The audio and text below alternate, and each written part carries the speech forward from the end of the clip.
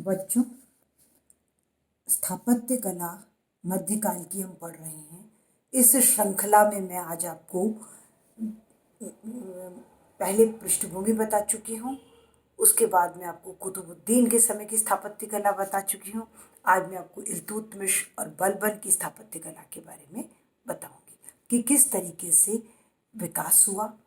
जैसा कि मैंने आपको पहले ही बताया था कि दोनों कलाओं का, भारतीय कला और इस्लामी कला का समन्वय यहाँ साफ दिखाई दे रहा है, क्योंकि कारीगर सारे ही भारतीय हैं और विचार जो है वो विदेशियों के हैं, इस्लामिक विचार हैं, उसकी छाप स्पष्ट दिखाई दे रही है। और कला मस्जिद के रूप में, दुर्ग के रूप में, मस्जिदों के रूप में, मकतबों के रूप में, आपको मकबरों के रूप में देखने को मिल रही है। इल्तुतमिश की स्थापत्य कला में सबसे पहले हम पढ़ेंगे सुल्तानगढ़ी नामक भवन।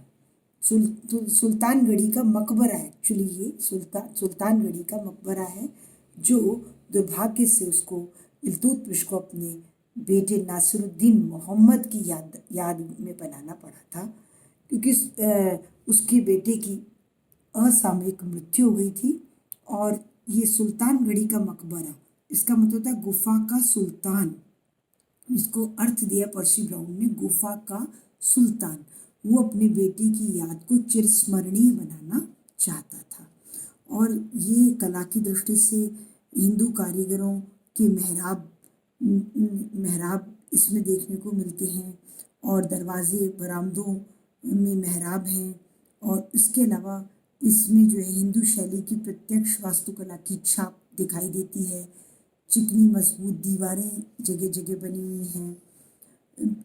और इस मकबरे की विशेषता यह है कि यह दिल्ली से कुतुब मीनार के कुछ दूरी पर ही स्थित है, और मस्जिदों की चारों ओर दीवारें बनाना उसने प्रारंभ कर दिया था, जिसकी जो बनावट है वो बिल्कुल हिंदू कला की स्पष्ट छाप को परिलक्षित करती है।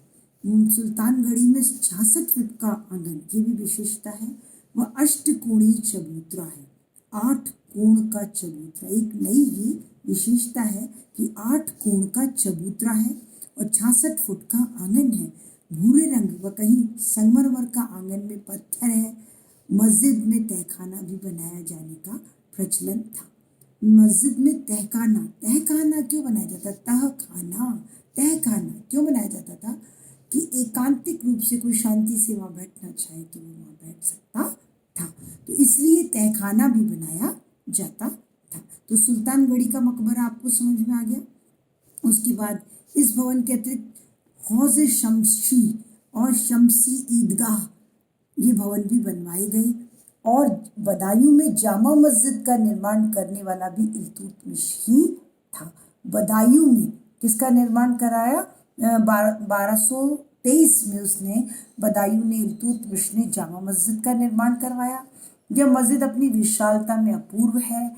जोधपुर के नागौर जिले में इल्तुतमिश ने अतरकीन का दरवाजा, क्या नाम है? अतरकीन का दरवाजा बनवाया था। इल्तुतमिश की कब्र भी स्थापत्य कला की दृष्टि से महत्वपूर्ण मानी जाती है। इसका निर्माण लाल पत्थर से किया गया।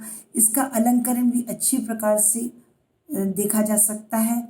यह कुतुब मस्जिद के उत्तर में स्थित है, और तहखाने में यहाँ भी एकाग्र होकर बैठने का अलग स्थान है। तो हिंदू जो भूगर्भ, हिंदू बरामदे, हिंदू फर्श, दीवारें, ये सब बुर्ज एक दूसरे की मिली जुली वास्तुकला की छवि को दृष्टिगोचर करते हैं। इसी क्रम में हम आगे बढ़ते हैं। बलबन स्थापत्य कला को उतना उजागर नहीं कर पाया, क्योंकि वो दुर्ग बनाने में रह गया। लौह और रक्त की नीति के तहत उसने मंगोलों के आक्रमणों को शांत करने में अपना सारा समय व्यतीत कर दिया, क्योंकि उत्तरोत्तर मंगोलों के आक्रमण हो रहे थे, और मंगोलों के आक्रमण से उत्तर पश्चिमी सीमांत प्रांत असुरक्षित था, जिससे दिल्ली सल्तनत पूरा असुरक्षित हो जाता था। इसलिए ये आवश्यक था कि वो उत्तर पश्चिमी सीमांत प्रांत को सुरक्षित करे और दुर्गों का निर्माण करे, किलों का निर्माण करे। तो इसी में उसका सारा समय व्यतीत हो गया और इसी उसमें उसने अपने बेटे मोहम्मद को भी खो दिया था। तो कहने का तात्पर्य ये है कि वह उसको इतना समय नहीं दे पाया। उसके काल में डांटे त्रिजाकार के रूप में प्रयोग की जाने वाली लगी और बलबन के मकबरे में त्रिजाकार डांटे, राय पिथौरा का किला दक्षिण पूर्व में जर्जरित दशा में आज भी स्थित है और बलबन के लाल महल नामक भवन उसने बनवाया। बलबन के समय स्थापत्य कला के विकसित न होने का कारण मैंने आपको बताया। अगले जो टॉपिक है उसमें मैं आपको अलाउद्दीन खिलजी की स्थापत्य कला के बारे में बताऊंगी। अभी बलबन के बारे में आपको मूल रूप से जानना आवश्यक है कि उसने खाली डांटे त्रिज्याकार के रूप में प्रयोग करके अपना लाल किला बनवाया और उसने लाल महल बनवाया और उसने स्थापत्य कला को विकसित न होने का कारण जो है उसकी यहाँ राजनीतिक उथल पुथल थी और उसको इसका समय नहीं मिला था। देश की सुरक्षा में उसने अपनी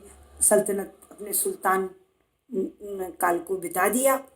और कहने का तात्पर्य ये है कि बलबन के समय वास्तुकला का, स्थापत्य कला का उतना विकास नहीं हुआ।